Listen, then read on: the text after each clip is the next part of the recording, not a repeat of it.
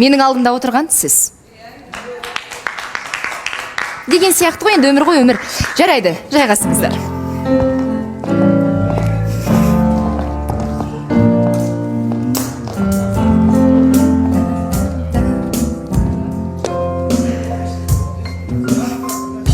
Ау, Шерхан. Жалпы білмейме, түсінбей кеттім бар ғой. Кімді? Осындай кісілердің арқасында бізге уже халық сенбейді натуре келгенде.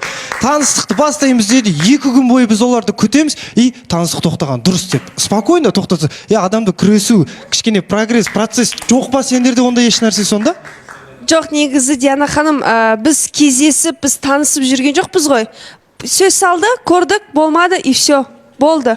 Күресетіндей бұл жерде ешқандай да сезім жоқ, болмады, Шерхан. Не үшін күресет дегенде ғой, Нұрдәулет? Просто енді Шерханның айтайын деп тұрғаны, мысалы 2 күнге созылған нәрсе болды да, мысалы 2 күн ішінде де, мысалы Аринаға болмаса кімге, Жандосқа үміткер келіп қалатын бет деген сияқты ой ғой. Ондай ой бар, дұрыс. Болмайтын, барлықтарымыз біліп отырдық та, ондай 100% ондай арақатынан шықпайтынша, сөйтіп отырып талқылап отырмыз да, құр босқа кетіп қалды. Жарайды, ал біз ортаға Ізбасар мырзаны шақырамыз, келіңіз.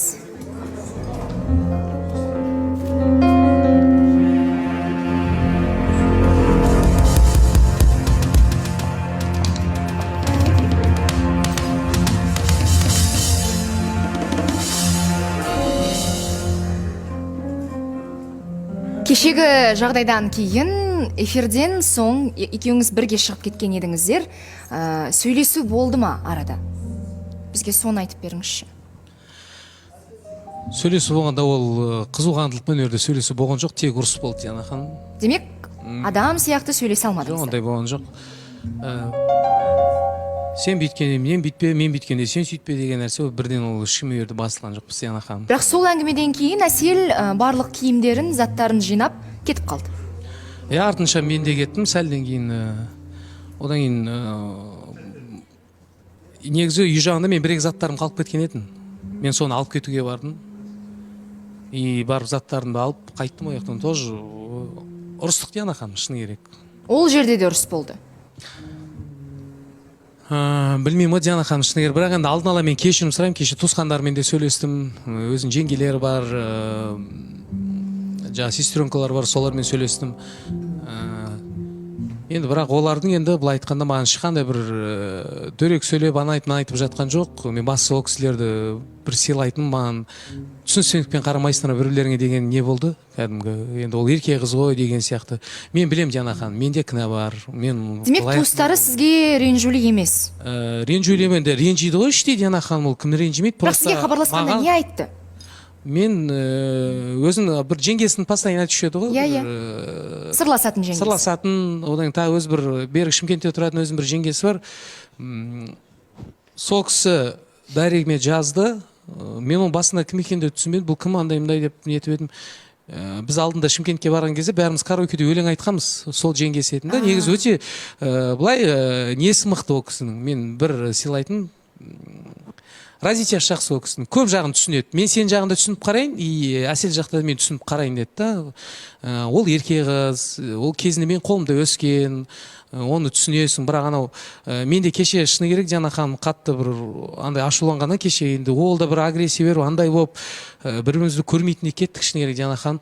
Сөйтіп кеткен кезде артынша мен үйге жетіп жатырмын, сторис салғанда бүйтіп кәдімгі жылап, мен адан кешірім сұраймын. Мен шыны керек жынанып кеттім, Диана ханым. Ол стористерді мен де көрдім. Скрин қылып салдым да, үйтіп жылап, менің нелерімне кешірім сұрамайды, қажет жоқ. Бірақ қазір қарасам алып тастаған екен. Мен қай кезде алып тастадым, өйткені жеңгесі звондады, Ізбасар алып тастайсашы, ол нәрсенің керек жоқ. Мен өзім сөйлесіп, бір ол тарапта мен тыңдап нетіп көрейін дегеніз, мен жеңгесінің бір ауыз сөзін тыңдадым, резко алып тастадым.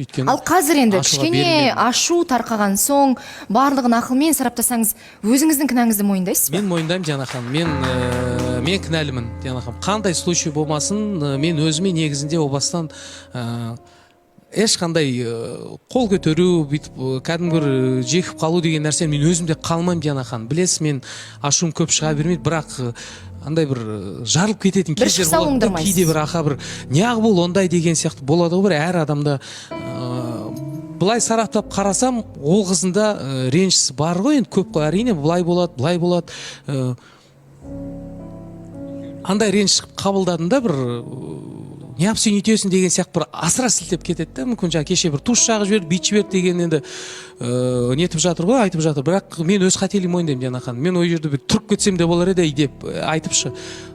Сол арақта неғып жақтың деп сондай бір сілкіп қалғаным бар, шыны керек. Оның артынан мен өзім мойындаймын Диана ханым. Өйткені кешеден бері негативке толып кеттім.